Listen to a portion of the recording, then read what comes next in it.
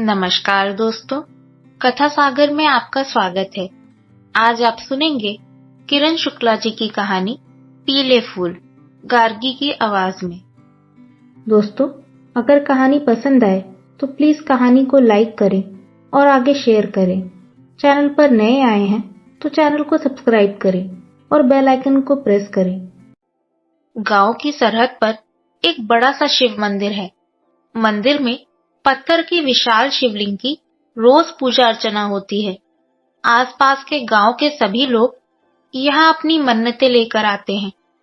यह एक जागृत शिव मंदिर है, लेकिन हर पत्थर शिवलिंग तो नहीं होता है। उसमें किसी की मन्नत पूरा करने की शक्ति कहाँ होती है। उस मंदिर से थोड़ी ही दूर सड़क के मोड़ पर मैं दिखाई देता हूँ। अब आप कहेंगी मैं कौन?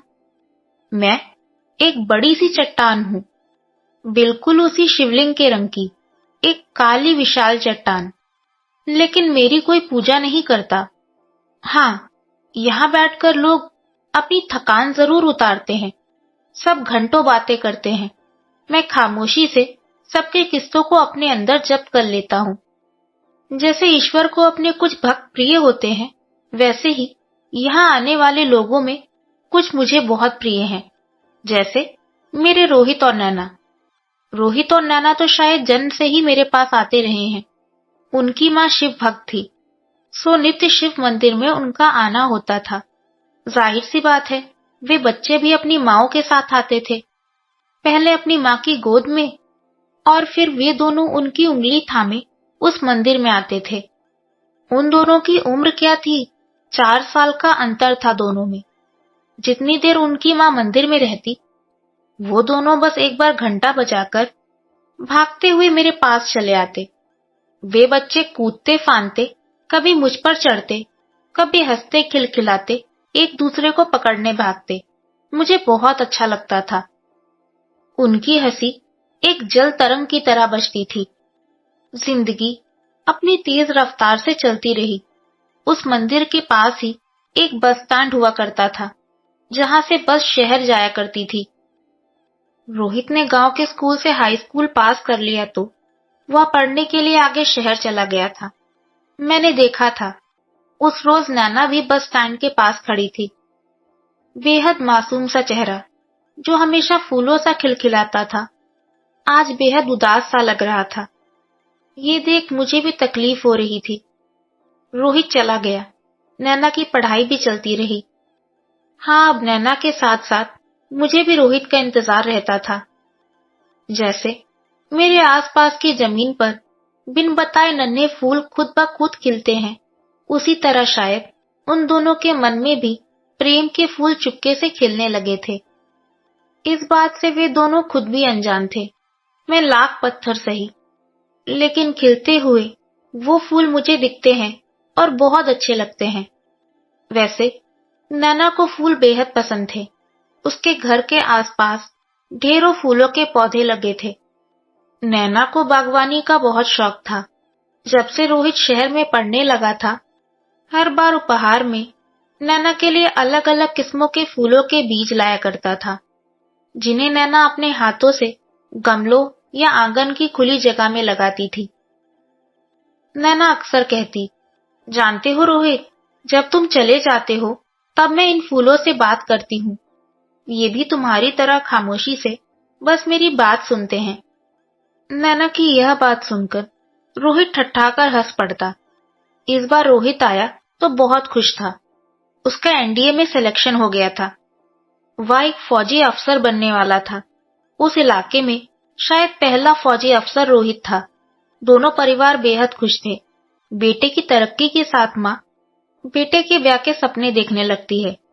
तभी से शायद रोहित की माँ नैना को अपने घर की बहू बनाने का सपना देखने लगी थी। रोहित इस बार अपनी ट्रेनिंग के लिए पुणे जा रहा था। नैना भी पास के कस्बे में बने डिग्री कॉलेज में दाखिला लेने वाली थी। वे दोनों अक्सर मेरे पास आते थे। दुनिया जहां की बातें करते, पास पड़ोस, देश की तरक्की, देश में उठती आतंकवाद की समस्याएं, बेरोजगारी की। उनकी बातें जाने कितने विषयों के इर्द गिर्द घूमती थी। बस दिल में पनपते प्रेम की बात नहीं होती थी। इस बात की दोनों में से कोई पहल नहीं कर रहा था। हाँ, नैना की आंखों में एक बेचैनी अब झलकने लगी थी। रोहित बस से उतरते ही अपनी माँ से मिलकर सीधे नैना से मिलने भागता था। मैं कहीं न कहीं मन में मुस्कुरा देता था। मुझे भी इंतजार था उनके प्रेम के इकरारनामे का। धीरे धीरे 4 साल बीत गए और एक रोज जब फौजी वर्दी में रोहित उस बस स्टैंड पर बस से उतरा तो यकीन मानिए मेरा सीना चौड़ा हो गया था। मैंने उसे पल पल बढ़ते देखा था।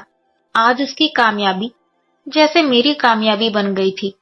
दोनों परिवारों ने मिलकर एक जश्न किया जहां रोहित के पिता ने उनकी सगाई की घोषणा कर दी। मैं हंस दिया। आखिर वे एक दूसरे से कहने का इंतजार करते रहे और उनके माता पिता ने उनके मन की बात समझ ली। शायद माता पिता ऐसे ही होते हैं। अब कोई अड़चन नहीं थी दोनों के विवाह में। दोनों परिवारों ने यह तय किया कि उसकी 2 साल की कश्मीर की पोस्टिंग के बाद उन दोनों की शादी कर दी जाए। तब तक नैना की पढ़ाई भी पूरी हो जाएगी। नैना इस वक्त पीएचडी करने का सोच रही थी। समय तेजी से भाग रहा था। एक लंबे इंतजार के बाद रोहित इस बार केवल 2 दिनों के लिए आया था।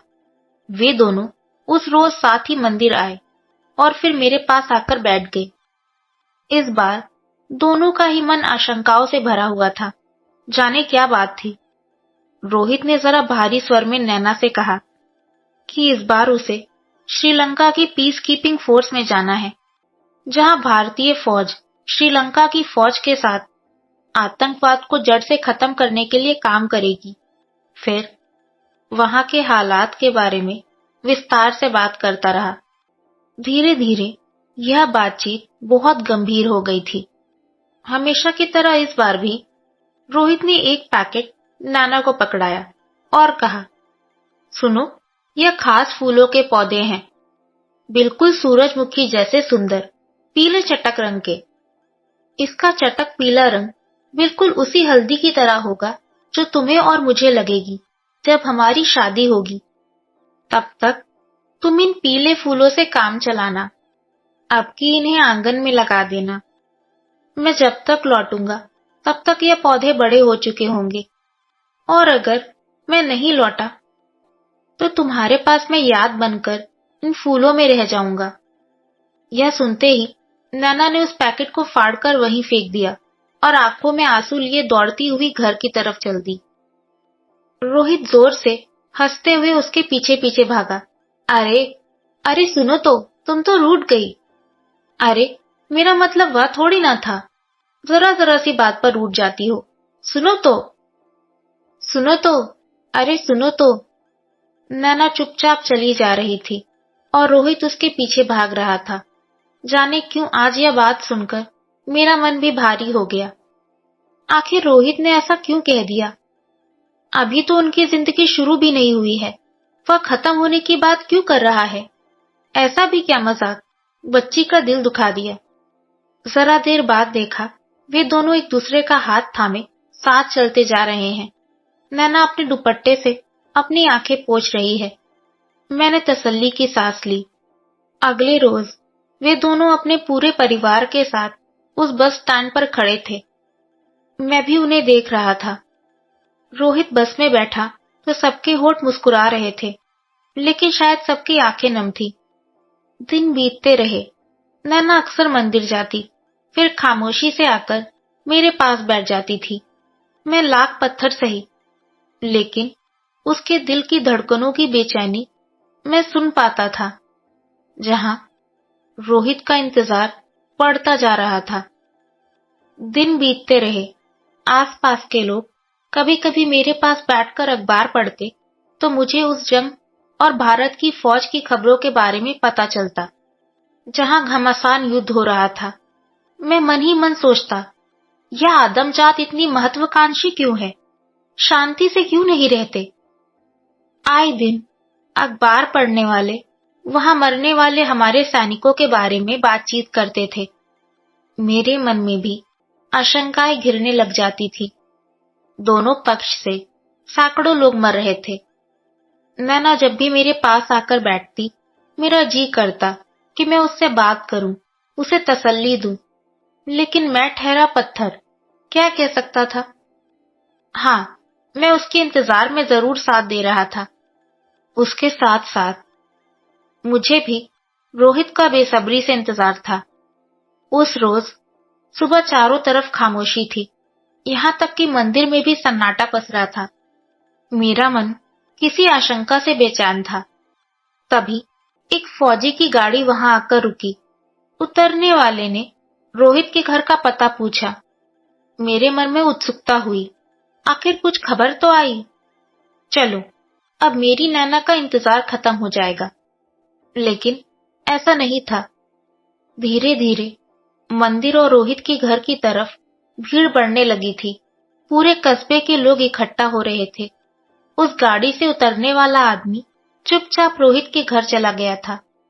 थोड़ी ही देर बाद एक बड़े से ट्रक पर तिरंगे में लिपटी हुई रोहित की लाश कस्बे में लाई गई। उस एक पल में मैं सचमुच पत्थर हो गया था। रोहित की माँ रह रहकर पछाड़ खा रही थी। चारों तरफ जैसे गम का सागर उमड़ आया था। कुछ देर बाद मैंने देखा कुछ लड़कियां नैना को साथ लेकर आ रही हैं। एक ही रात में उसके चेहरे का खून जैसे निचुड़ गया था। वो महज एक चलती फिरती लाश नजर आ रही थी। वहां लोग रोहित की बहादुरी के किस्से एक दूसरे को सुना रहे थे। कैसे रोहित ने कस्बे का नाम पूरी दुनिया में रोशन कर दिया है। उसकी बहादुरी ने उसके पिता का सीना चौड़ा कर दिया है। अपने साथियों की रक्षा के लिए उसने 10 दुश्मनों को मार गिराया और फिर खुद शहीद हो गया था। कैप्टन रोहित अमर रहे। सब उसके नाम की जय जयकार कर रहे थे। वह आवाजें मुझसे टकरा रही थी। मैं रो नहीं सकता था, लेकिन मेरे अंदर भी कुछ दरकता जा रहा था। धीरे धीरे वह कारवां अपने अंतिम यात्रा की ओर चला गया।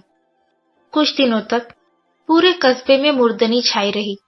दोनों परिवारों में एक सन्नाटा छा गया था। 2 महीनों के बाद कभी कभी नैना दिख जाती थी, लेकिन अब वह मेरे पास नहीं आती थी। शायद कुछ कहने को बचा ही नहीं था। अगर आती भी तो उससे कहने को मेरे पास भी शायद अब कुछ भी नहीं बचा था। मुझे अब लोगों का मेरे पास आना अच्छा नहीं लगता था। उनकी आवाजें अब मुझे चुभने लगी थी। अगर पत्थर ना होता तो शायद किसी अनजान रास्ते पर निकल गया होता, लेकिन एक पत्थर के पांव नहीं होते हैं। वहीं रहना मेरी नीति थी। मुझे किसी का नजदीक आना अब अच्छा नहीं लगता। मन में एक ही सवाल उठता, आखिर यह जंग क्यों थी, किसके लिए थी। हजारों जवानों को हथियार से लैस कर जंग पर भेजने का अधिकार हुक्मरानों को किसने दिया था। युद्ध का हुक्म क्यों दिया गया था। हजारों जिंदगियों के भविष्य का फैसला तो किसी दूसरे ने किया था। माना रोहित फौजी था, जंग लड़ना उसकी जिम्मेदारी थी, लेकिन जंग की शुरुआत होगी यह तय करने वाले ने उसके परिणाम क्यों नहीं सोचे। आज 2 घरों में मातम था। कभी कभी मुझे महसूस होता हजारों हजार घरों में यह मातम फैलता जा रहा है। आखिर जंगें ऐसी ही चलती रहीं तो यही मातम धीरे धीरे हर घर में पहुंच जाएगा। हम किस दिशा में जा रहे हैं। क्या आने वाली नस्लों को एक आधी अधूरी, खून से लथपथ, जख्मों से भरी जिंदगी देंगे। क्यों नहीं शांति से एक दूसरे के साथ रह सकते। हर बात का फैसला जंग से नहीं होता। ये सवाल मेरे अंतर को मथ रहे थे, जिनका कोई जवाब नहीं मिल रहा था। एक रोज मैंने देखा मेरे इर्द गिर्द कुछ नए नन्हे नन्हे पौधे उगाए हैं, बिल्कुल नए किस्म के, जो वहां पहले कभी नहीं दिखे थे। मैं उन्हें रोज निहारता। अब रोज का मेरा यही क्रम बन गया था। मैं उन पौधों को पल पल बढ़ता देखता, बिल्कुल रोहित और नाना की तरह, जैसे उन्हें देखा करता था। फिर कुछ दिनों में उन पौधों में नन्ही कलियां खिली और हल्दी की चटक रंग वाले पीले फूल खिल उठे थे। बिल्कुल जैसा रोहित ने कहा था। उनकी हल्दी तो नहीं हुई, लेकिन ये फूल जिंदगी का संदेशा लेकर आए थे। मेरा जी किया कि मैं जोर जोर से चिल्लाकर बताऊं, देखो, वह जो शहीद हुआ था वह निर्मम नहीं था। उसने दुश्मनों को मारकर केवल फर्ज निभाया था।